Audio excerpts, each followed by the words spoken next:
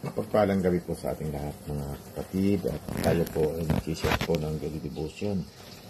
At dito na nga po tayo ngayon sa Leviticus chapter 15, at ang aking pong tatalakayin ay dito po sa Leviticus chapter 1 to 5 po. At sinasabi nga po dito sa talatang ito, ang mga lumalabas sa katawan ng tao na itinuturing na marumi. Inutusan ng Panginoon si Moises at Aaron. Nasabihin ito sa mga taga-Israel, kung may lumalabas sa ari ng lalaki dahil sa kanyang sakit, ang lumalabas na iyon ay tinuturing na marumi. At kahit magpatuloy ang pagtulo o hindi, ay ituturing pa rin siyang marumi. At ituturing na marumi ang anumang mahigaan o maupaan niya. Ang sino mang makahipo sa kanya o sa kanyang hinigaan o inuupuan ay kinakailangan maglaban ng kanyang damit at maligo. Pero ituturing pa rin siyang marumi hanggang paglubog ng araw. Purihin po ang Panginoon sa pagkabasa po ng kanyang banal na salita. Glory to God po. Ito pong talata na aking binasa ay makikita po natin na ito po palang sakit na ito ay noong panahon ng una po ay laganap na. Sa panahon po ng Old Testament ay manakita po natin na yung pong sakit po ngayon ay talaga pong pangkaraniwan na po, na kaya nga po sinabihan ng ating Panginoon sina Moises at Aaron sa mga taga-Israelita upang sabihin po sa mga tao na kapag ganun pong uri ng sakit. At dito po natin makikita na ito pong sakit na ito ay talaga pong isa po ito sa nakukuha sa pakipag-apid sa mga babae. Lalo na po dun sa mga babae na, sorry po sa word, na ang trabaho po ay nasa marumi pong kalagayan. At sa pulpo naman ay alam natin na ito ay isang pinagbabawal ng ating Panginoon, at makikita po natin ito sa 10 kautusan ng ating Panginoon, 10 utos, na huwag kang makiapid.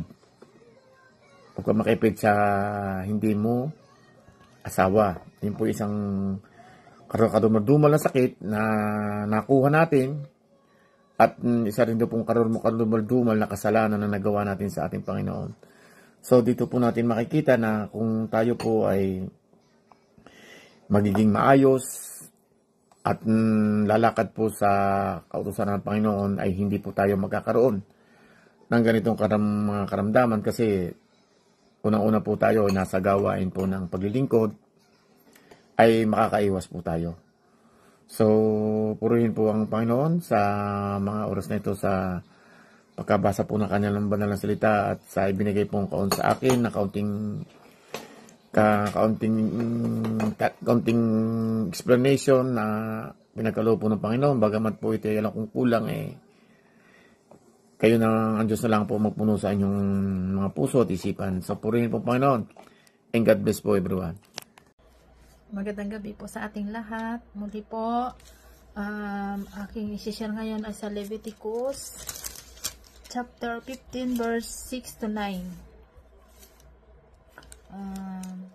Gayon din ang dapat gawin ng umupo sa inupuan ng ng may tulo. Lalaban din ang damit, maliligo at magbibihis, at ituturing na marumi hanggang gabi. Ang humawak sa may sakit na tulo ay dapat maligo at magbihis. Lalaban niya ang kanyang damit at ituturing siyang marumi hanggang gabi. Sino mang maduraan ng may ganitong sakit ay dapat ding maligo at magbihis. Lalaban niya ang kanyang damit at siya ituturing na marumi hanggang gabi. Ituturing ding marumi ang upuan ginamit sa hayop na sinakyan niya. Ayun, amen.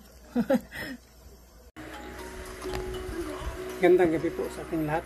Ang ibabahagi ko po ngayon ay makikita sa Leviticus chapter 15 verses 10 to 13. Ito po ay para kay Sis Adele. Ito po ang nakasulat. Ang anumang maupuan ng taong ito, katulad ng upuang ginagamit kapag sumasakay sa kabayo, ay magiging marumi. Ang sinumang makahipo ng mga bagay na iyon ay kailangan maglaban ng kanyang damit at maligo. Pero ituturing pa rin siyang marumi hanggang sa paglubog ng araw. Ang sinumang makahipo sa taong iyon habang hindi pa siya nakapaghugas ng kanyang kamay ay kailangan maglaban ng kanyang damit at maligo. Pero ituturing pa rin siyang marumi hanggang sa paglubog ng araw. Ang palyok na mahipo ng taong iyon ay dapat basagin at ang mga bagay na gawa sa kahoy ay dapat hugasan. Kung gumaling na ang may sakit na ito, maghihintay siya ng 7 araw. Pagkatapos lalabhan niya ang kanyang damit at maliligo sa tubig na galing sa bukal. Sa 8 araw, kinakailangan magdala siya ng 2 kalapati o 2 ibon na bato-bato sa presensya ng Panginoon malapit sa pintuan ng tuldang tipanan at ibibigay niya sa paring naghahandog noon. Yun lang po, maraming salamat. God bless. Magandang umaga na po, at ang babasahin ko po ay para sa family ni Ate Hasmin sa Leviticus chapter 15 verses 14 to 17. Nasabi po rito, kinabukasan kukuha siya ng 2 bato-bato o kaya'y 2 kalapati at dadalhin niya sa harapan ni Yahweh.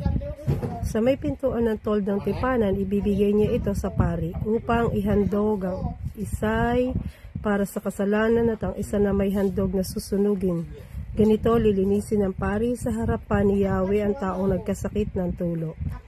Kapag ang isang lalaki ay nilalabasan ng sariling binhi, dapat siyang maligo, ituturing siyang marumi hanggang gabi. Purihin ang Diyos.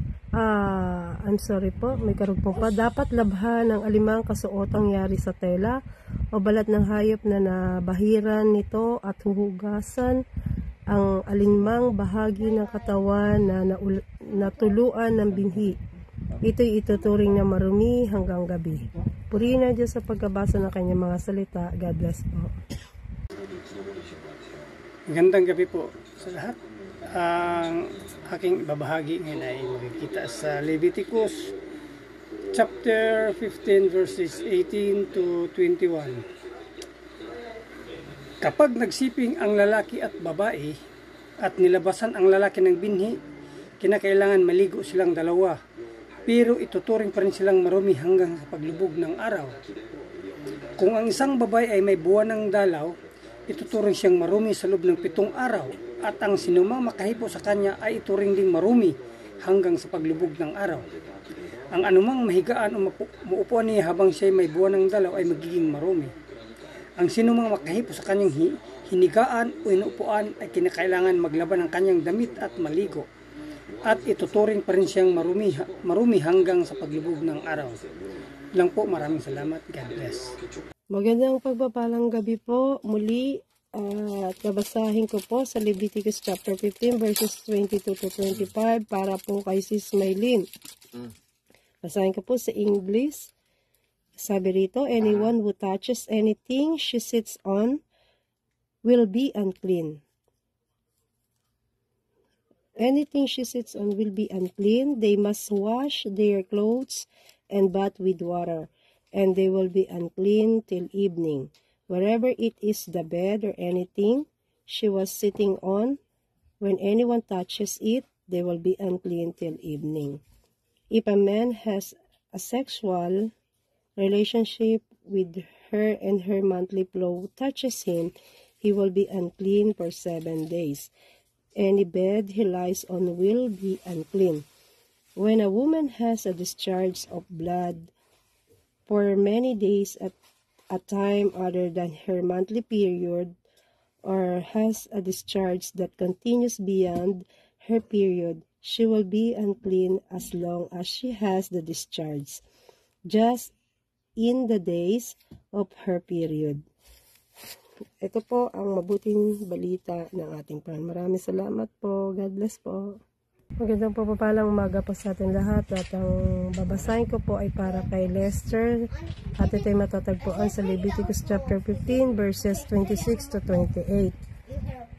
Ang anumang Ang anumang mahigaan o maupuan niya sa loob ng panahong iyon ay ituturing na marumi. Tulad din ng siya'y niregla. Ang sinamang makahipos sa mga bagay na ito ay dapat maligo. Lalaban niya ang kanyang kasuotan at ituturing siyang marumi hanggang gabi. Kung huminto na ang kanyang pagdurugo, siya'y bibilang ng 7 araw mula noon at magiging malinis na siya. Purihin ang Diyos sa pagbabasa ng kanyang mga salita. God bless. Leviticus chapter 15 verses 29 to 33. Magandang pagpapalang gabi po sa atin lahat, sa ating pagpapatuloy ng ating daily devotion.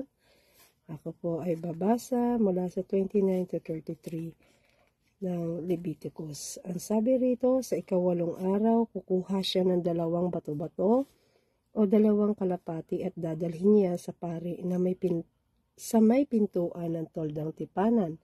Ihahandog ang isa nito para sa kasalanan at ang isa na may handog na susunugin. Sa ganitong paraan, lilinisin siya ng pari sa harapan ni Yahweh. Ganito ninyo ilalayo sa karumihan ang mga taga-Israel sapagkat kung hindi ninyo ito gagawin, mamamatay sila sa paglapastangan sa tabernakulo na nasa gitna nila. Ito ang mga tuntunin para sa paglilinis ng lalaking may tulo o nilalabasan ng sariling binhi, sa babaeng nireregla at sa lalaking makikipagtalik sa isang babaeng itinuturing na marumi. Purihin ang Diyos sa pagbabasa ng kanyang mga salita. God bless po.